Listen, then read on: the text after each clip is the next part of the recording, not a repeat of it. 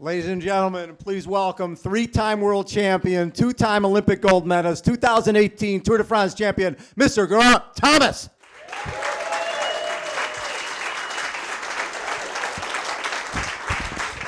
How you doing, bud? You got this guy right here. We got one microphone, so we'll be sharing. Sweet. All right. First of all, new daddy, huh? How has that been going? Yeah, October 2nd he came. Little Maxen. It's an old Welsh name, but basically Max is what we call him. And yeah, he's sleeping well at the moment. Well, not with a jet lag. That's been a bit of a bastard, but he's getting there. But the first 3 months have been good. Yeah. Very cool. And so your season gets going. You're going to be, going up Ventoux in February? Yeah, so first race of the season is Provence. It's a 4-day stage race, and the last stage finishes up. It's not the very top, but the chalet about 16k up Ventoux. So nice start to the season. But then we go to Algarve, and then it's Tirreno, and yeah, the races come thick and fast then. You guys don't have much of an off season. How many days a year are you guys racing? Days-wise, it's reduced in the last few years, but you'd race around sort of 80 to 70, 60 if you have it lucky one year. But yeah, it's pretty full on now because every race is just so intense. You know, I think the depth across like the whole board has increased so much. Like everyone is just training a lot better. Teams are a lot more, training camps as a whole squad rather than just individuals doing their thing. So yeah, all the racing is hard now. So you try to just target races and not really race too much. So when I was reading up on, you got into this really young. What were you, 10 years old when you were on a cycling team? Yeah, basically. So I was going to local leisure centre just swimming, and I saw a sign for Kids Club starting. It had an outdoor velodrome there, and just went along, enjoyed it, made some good mates and good friends. We travelled all over Wales and England and just racing our bikes and just loved it, really. So it all started from that. So just stumbled upon it. And is that velodrome the one that's now the Geraint Thomas velodrome? No, that's a newer one then. That was just down the road in Newport, which is covered indoors, nice boards. So yeah, I got the best one. There you go. I love that. So when you're riding, it's so young, and we're talking about, wasn't Luke Rowe one of your teammates back then? Yeah, so I was like 10, 11, and he was my brother's age, so he's 4 years younger than me. He must have been like 6 or 7. And known him obviously since then, and now, you know, we race the tour together nearly every year. And obviously the most special was when I won, and he was there helping me. So it's crazy. Like his mum has pictures of me and him dancing around his front room in our boxes when we were 12, with his nan and stuff. So yeah, we go back a long way. So yeah, it's pretty cool to. Yeah, go from there, like racing around, pavements in car parks to, the Champs-Élysées. So that's pretty cool. So when did you know that you could be really good at this sport? Was there one race that made you believe, you know what, I could be really special in this?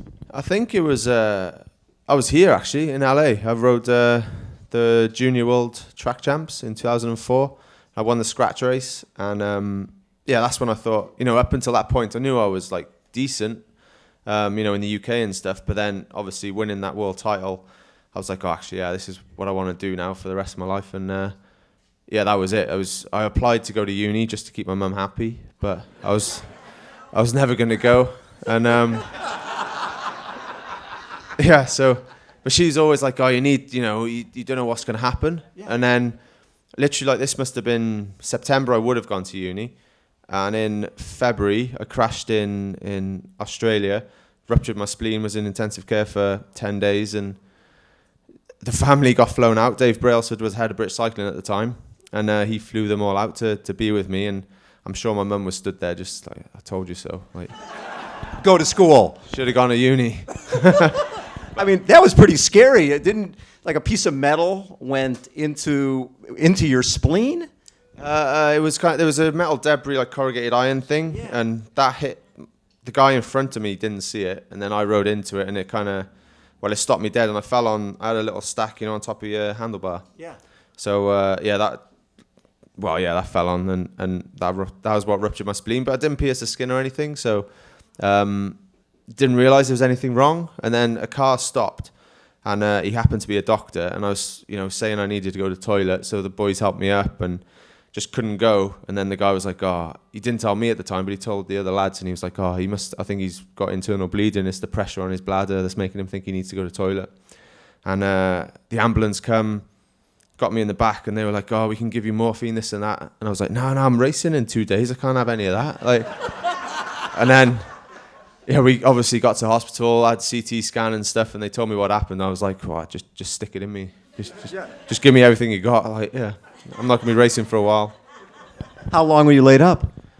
I was in intensive care for maybe a week or so, and then I must have been in hospital for a couple of weeks. And then I stayed in Australia with the boys then for another... I had about 6 weeks in total off the bike, and then I was already back on the rollers, on the turbo and things. So I was lucky, though. I had a good team around me to help me get back into decent nick. But it's one of those things, it just happens, and you just kind of... You're always like, "Oh yeah, when can I get back?" You're never thinking, "Oh, will I ever ride again?" or whatever. I think it's just that mentality of most top athletes, really. You just always I think that helps recovery as well. You can see with Froome now, he had such a big accident. I think if it was any like normal guy in the street, I think they'd still be in bed probably. But I think when you got such a big sort of goal and you're just constantly trying to get back into shape, and that motivation, I think that helps a lot. So you have that crash, and the balance between you go to the Olympics, you win gold medals in the team pursuit, and that's we're talking a 4 minute type of thing, and then you're doing a 23-day stage race, a Tour de France. How did you know that you could do both of those things? Well, to be honest, I didn't know about the Tour till maybe 2015 when I was fourth going into stage 19. Yeah. And but I'd ridden every day for Froome, and then I was empty by 19. I didn't have those last 2 days in me. But up until that point, I'd been a track rider until London, and then I concentrated on the road after that. It was all about one-day races, classics and things, and the shorter stage races, and just slowly every year, just improving. And then it was, that tour in 2015 was when I was like, actually, I want to focus on trying to do as good as I can in a Grand Tour, whether that be, the Volta Giro or the Tour. And it kind of went all right. So it went all right. Yeah, just a little bit. When I look back at you guys in 2008, when you guys win the gold in the pursuit, you break the world record in the semi, and you break the world record again in the finals, and I think you won by nearly 7 seconds or something like that. Did you guys have the feeling that, okay, we're here and we're just the best team here? Oh yeah, we smoked them. We owned that shit. No, I think obviously before it was you don't know how everyone's going, and you're obviously a bit nervous and things. Like I was 22, it was my first Olympics, and I was rooming with my best mate, who was my best man, and we were. I don't know. When you're young as well, you don't really. You just do it, You don't. Nothing really phases you, and we were just like enjoying it. There was a couple of older guys in the team. Well, Brad was one, and then there was an older guy, Paul Manning, who must have been in his 30s, which back then was old, like really old. Yeah. Now it's looking pretty young, huh? What? Yeah. But yeah, so we were just flying around. We were just on such a high, and as soon as qualifying went so well, that was it. Then it was just like the confidence was like sky high, and it was just a great start to my Olympics. And what was that Olympic experience like when you weren't on the bike? Just being in Beijing and experiencing your first Olympics. Yeah, that was that was an insight as well. Really, I think to start with, we didn't go to the opening ceremony or anything like that because we just didn't want to be on our feet, and we were just totally committed to that team pursuit. But once that was done, I basically had about 2 weeks on the lash every day, to be honest. But it was just mad. We went to a few other events around after ours, obviously to the velodrome to watch the other races, and that was incredible. I think we could really soak it up then, really get the whole Olympic sort of experience. But up until the race, we were just in our own little bubble, in our own little world, just worried about those 16 laps. In 2007, was that your first time you went to the Tour? Yes. Yeah. For Barloworld. It was a South African sponsor, but Italian sort of run. And thought that was that's the hardest thing to this day that I've ever done, that tour. I was the youngest in the race, and I finished 140th out of 141 guys. And what are you laughing for? Well, you were the first Welsh rider, right? Since, what, 1967 or something? Yeah. First Welsh rider in a very long time. And it started in London as well. That's basically the reason I got the ride, because I was British and they wanted a bit of extra publicity, and I was youngest in the race. And then the plan was just to do a week, 9 days, the first rest day, and then ended up managing to finish the whole thing. And that was just incredible, really. And I think I got so much from that, just learning how to suffer and just everything else as well with it. So 2010, you signed with Team Sky, and that year you took 67th at the Tour, 9th in the Young Rider classification. At that point in 2010, were you thinking this is where my future is, on the roads, doing Grand Tours? Yeah, I think so. I didn't think I'd be winning them, but I thought I could, be a good domestique in the Grand Tours, and then looking at the shorter stage races, like I said earlier, really, and the one-day classics, that was sort of my next sort of goal on the road after London. And 2011, you got 31st in the Tour, 6th in the opening stage. You're in a white jersey. First pro win that year, and then second to Bradley Wiggins in the British National Road Championship. So that was a great year. Yeah. And I won the Nationals the year before, and so I was keen to win them again. But yeah, Brad was going a little bit better then. But yeah, no, it was a good progression. I think, like you said, 31st. It says, yeah. I'm going to take your word for that. Absolutely, yeah. I can't remember, but yeah, so I think every year I was just feeling like, I was improving all the time and getting better on the climbs, and just, so that was just the main thing for me, really. And then 2012, I was concentrating back on the track then, with obviously being in London. And getting another Olympic championship in London, which is, I imagine that was pretty exciting, being the British team. Yeah, that was incredible. That was... I was able to soak it in a bit more. Like in Beijing, I just stayed completely in my own world. Whereas, 4 years older, you've gone through that whole process before, so you kind of know what to expect. And I tried to soak it in a bit more, and it was hard not to avoid it, really. Though it was on TV like every day, in the build-up, for months on end. And just an incredible experience. And the support was just insane. And the success of cycling just meant that it was just a massive sort of... boom for the sport in the UK. So 2013, you crash in the opening stage, and you started the second stage, struggle to finish. You go to the hospital, you find out you have a fractured pelvis, but you stay in the race, and you end up finishing the whole tour? Yeah, so... fractured pelvis, we're talking. Yeah, it's kind of... it was the top of my pelvis on the back here, oh, that's the minor part. Yeah. So basically the doctor said, it's... you're not going to do any more damage by riding. It's just putting up with the pain. And then it was kind of a bit of a challenge almost then to try and sort of keep going. But it was the same thing. Every day I felt that little improvement, felt a little better. I think stage 4 was the team time trial in Nice, and that was the big test because I couldn't get out the saddle to start with. So, and there was a few corners, so I had to try and stay with the team there. And then once I stayed with them, we got on the long straights, and I was able to give them a few turns, and morale was just high after that. And I just managed to keep going. And then by the end, I was riding on the front with the boys, for Froome. And it's just one of those things though, your whole year is geared towards that one event, and you don't just want to give up straight away, and you keep pushing, and somehow you get through every day, and you get morale from that. And I ended up finishing in, because I missed out on the tour the year before when Brad won. Because the Olympics, I was riding the Olympics, and so I was desperate to sort of be there in the team with a guy that won the tour. So that was a big motivation for me as well. When you look at your amazing career so far, what's the best stage that you've ridden at the tour?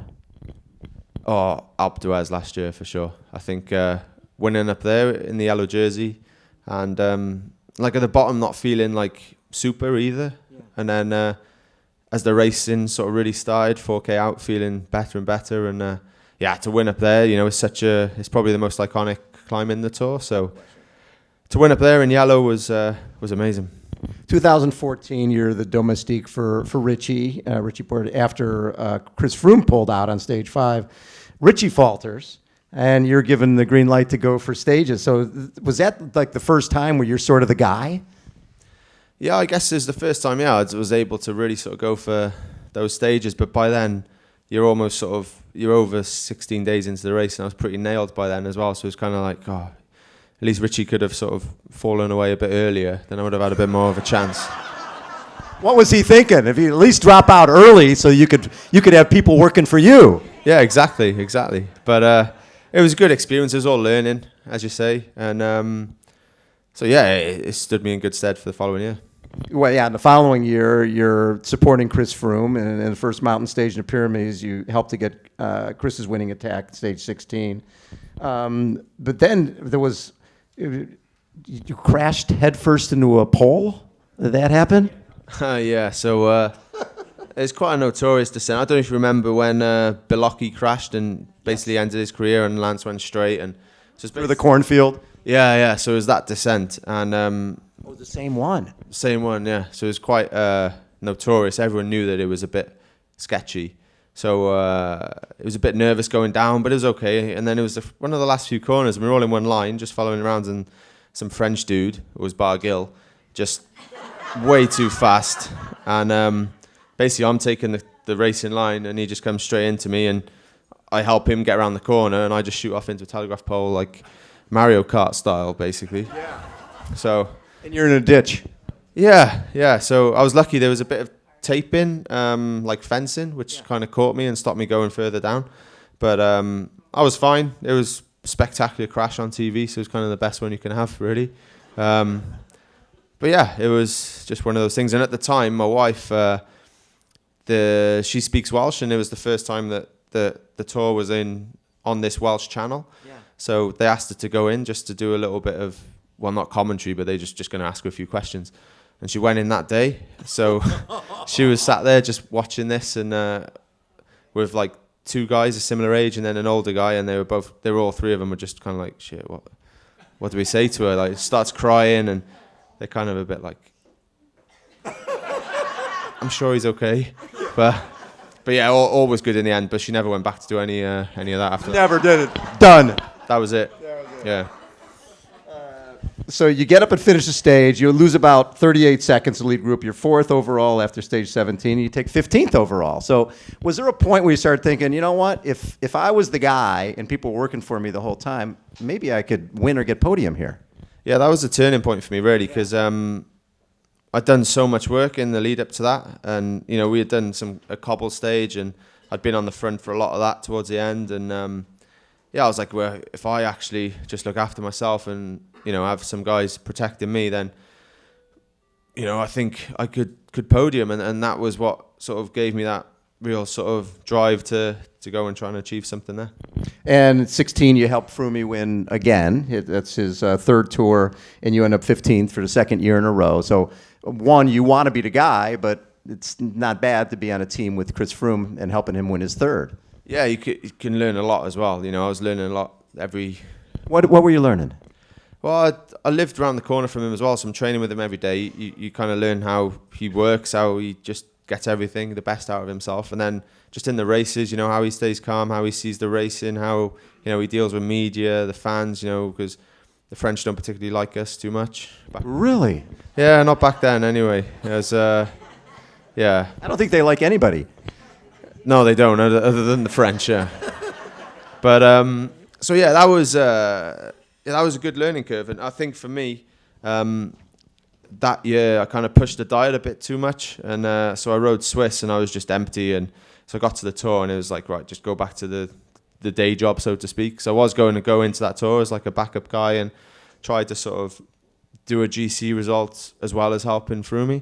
But yeah, so I learned even more then, because, you know, I think, you know, pushing the diet a bit too much, losing a bit too much weight too quickly, and so all those different things. Because for me, I think the weight is the hardest thing, you know, I think, because I'm not naturally like a GC guy. You know, you see like the Colombian guys, the climbers, and They're little guys. yeah, they're built for going uphill. Whereas, you know, for me, you know, well, I'm not really. You do pretty well, though.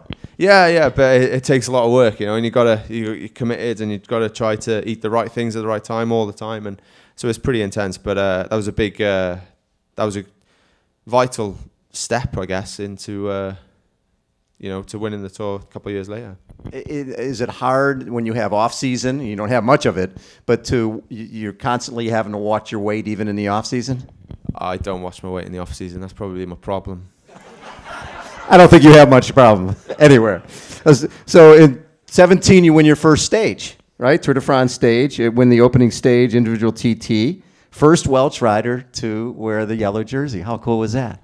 Yeah, that was awesome. That was like you say, it was the prologue or the TT at the opening stage, and it was in Dusseldorf, and it was raining, and there was like some big crashes, and I remember just coming across the line the fastest time, and then you sat in the hot seat, and it was kind of weird then watching everyone coming through, and like I'm still leading, and then Froome's coming, and then I see that I've beaten him because Froome's the last guy off, defending champ, and it was kind of weird afterwards when you look back and like I'm celebrating beating my teammate, but yeah, it was just an incredible feeling, like to win that stage, to wear the yellow jersey, and like you say, to be the first Welshman to wear the jersey and win a stage. It was amazing. And you had it through 5 stages?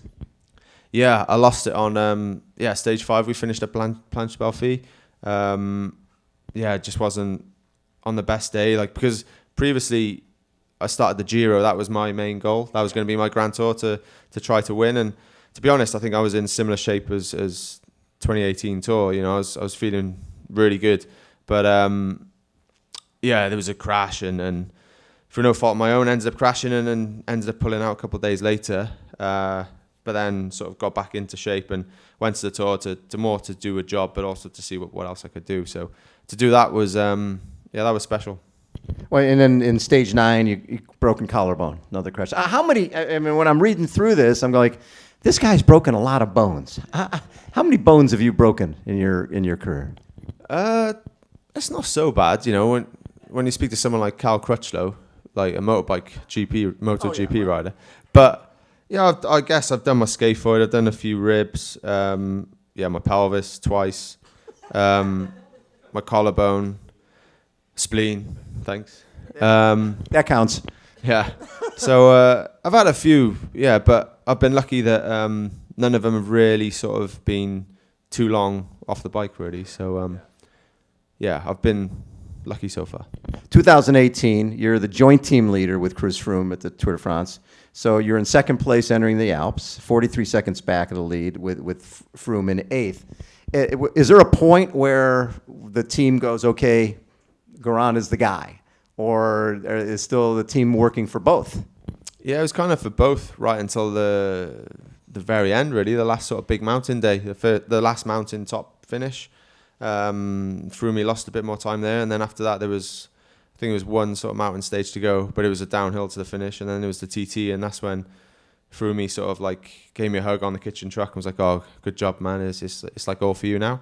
But yeah, I guess from one stage 11, and then Alpe d'Huez was stage 12, and it was just sort of every day. It was just sort of just feeling more and more like stronger and confident and invincible almost. And I think just that mentality, for sure, is the best I've ever felt mentally and physically, and just felt unbeatable. Felt like I could just do what I want, and I think when you're in that sort of headspace, it's a great feeling. And you win 2 stages in a row, right? 11th and 12th.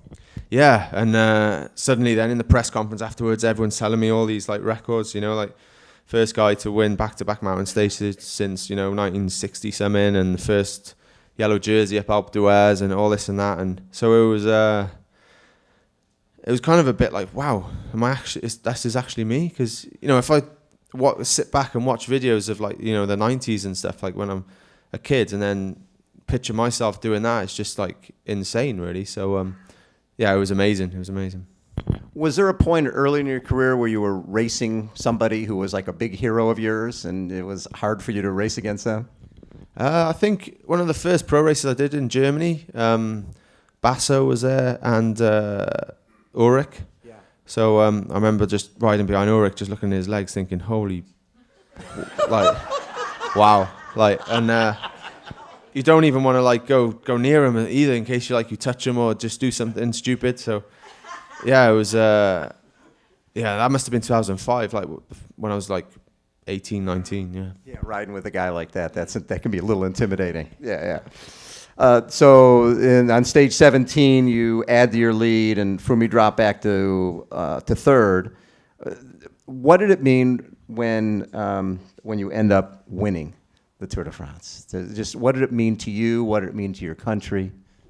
I was mad. I think like for back in Wales, it was just mental. Really, I didn't realise how crazy they were all going, but they lit up like all like castles and monuments around there like yellow that night and things, and so that was mad. And then went home for the homecoming and was in Cardiff, and they closed down the main street outside the castle, and it was like thousands and thousands of people there, and so that was just bonkers. And for me, I think because I was thinking like each day as it came, each climb, just staying in that sort of mindset, like keep doing the small things, and you know what they say, look after the pennies and the pounds look after themselves. It's the same thing, you just kind of just day after day, just eating at the right times, drinking the right times, refueling, and then suddenly I win third in the TT, and I've won the Tour, and then that's when it suddenly hit me like I've just won the Tour de France. Like that's when just like I was crying on international TV, and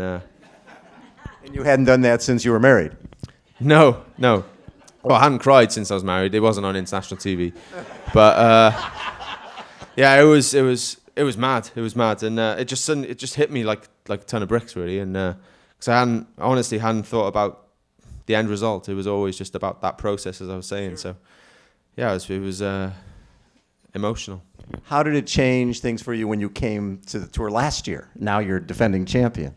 Yeah, that was strange because it was obviously a massive winter. I was just doing a lot of other stuff other than riding my bike, basically. And I wanted to enjoy it. I wanted to make the most of it because it's not every day you win the Tour. But yeah, it just made the start of the season harder. It was constantly playing catch up and getting back into fitness, and then suddenly everyone's just talking about what you're doing and this and that, and you get to the Tour and this, you hear a bit of like negativity around it as well, like, oh yeah, he's not going to do anything now, blah blah blah. So that motivates you as well. And so yeah, it was totally different. In 18, I was just under the radar. Froome was the big dog, and he was there to win his fifth, and I just did my thing and ends up winning. And then this year, Froome wasn't even there because of his crash, and so yeah, it was a lot more sort of talk and stuff around me. And then Egan basically did what I did, really, and went under the radar and ends up winning. And Egan, were you concerned about him? I mean, he's your teammate. So you're the defending champion. I'm sure the team was set up to help you. When did Egan sort of assert himself and become a major factor? I think it was always the two of us were sort of there as joint leaders, really, because until the Tour, I'd crashed out of Swiss. I only did like 3 or 4 days there. I got sick in Tirreno, didn't finish that. And basically all I had done all year was like third in Romandy in the start of May. And so I think the team they did back me, but at the same time they also wanted to not put all their eggs into the G basket. They wanted to spread them amongst the two of us, So, and he had an incredible season up to then. He won Paris-Nice, Tour Swiss as well. So, yeah, it was just one of those. It was good to have the two cards to play, and yeah, it worked out great for the team in the end. Obviously, I would have liked to have flipped it, and he was second and I was first. But no, I think it was incredible to just be a part of that, and first and second in the Tour, and then everyone's saying it was our weakest Tour lineup. Really? Yeah, it's journalists, mate. Journalists don't know anything. Yeah, but no, they're all right. But no, a few people were obviously just saying, like, because to be fair, some of the other guys didn't perform as well as what they normally do. But yeah, at the end of the day, it's just about winning that race. And the reason that we got such a good new sponsor with so much, money is because we've done so well in the Tour. And that's at the end of the day, that's why sponsors come into the sport. So yeah, I think as long as we keep performing in that race, then we'll be all right. So, but in that, you crashed on day one, crashed again, stage 8, 15K from the finish. You were in second overall, and then stage 13, Julian wins a time trial and goes into yellow. So it was a really tight race between the three of you guys.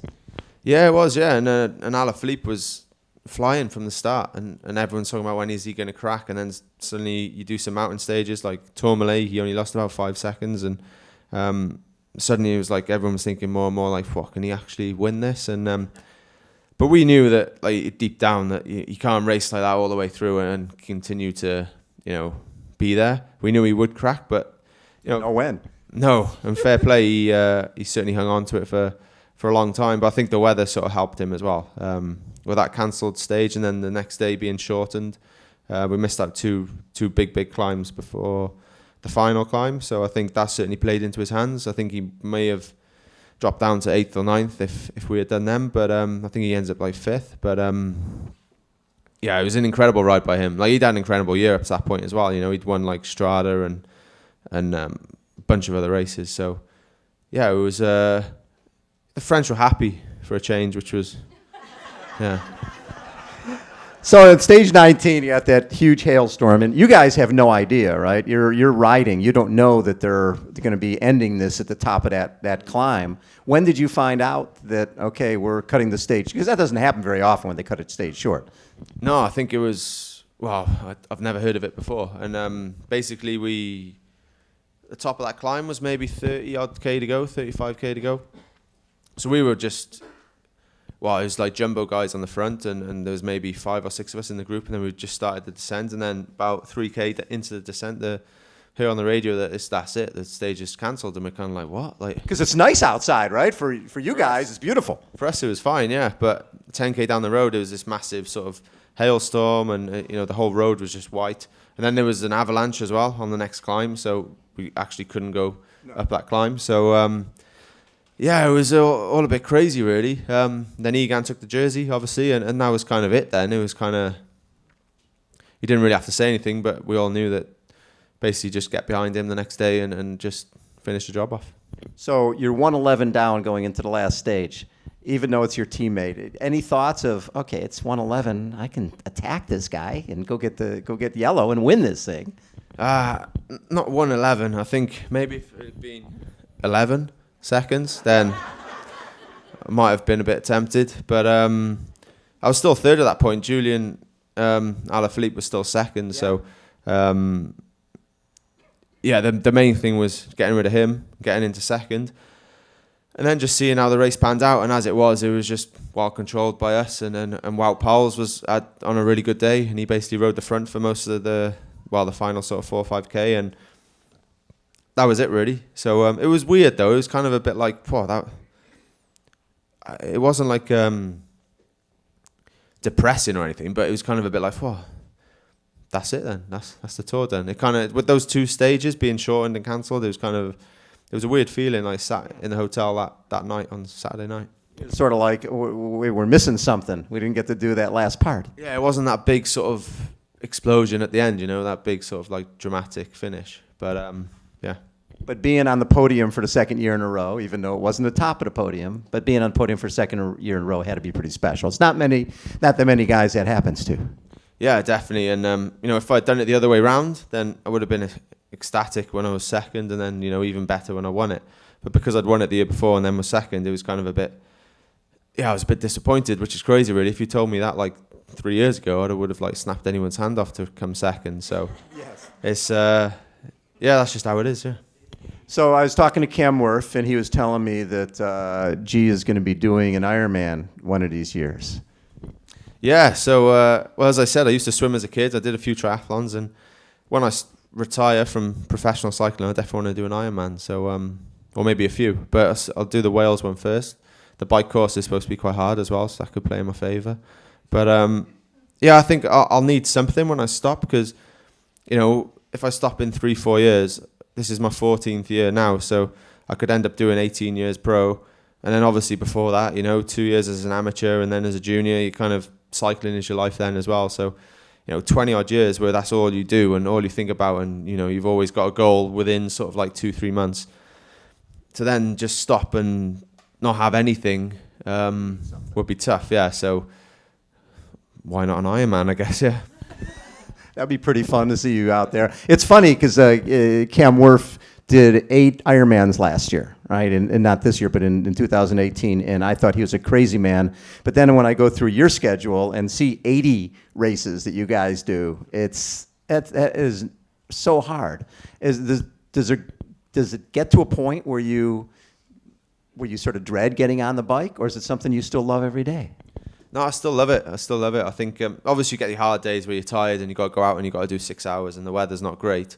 But I'd say 90% of the time, still just love riding my bike, and you know, especially when you get to come to places like this, you know, and it's just you get to see so much of the world, and so yeah, I can't complain. I love it. How about a round of applause for Mr. Geraint Thomas? You, my friend, are a legend. Thank you so much for taking so much time.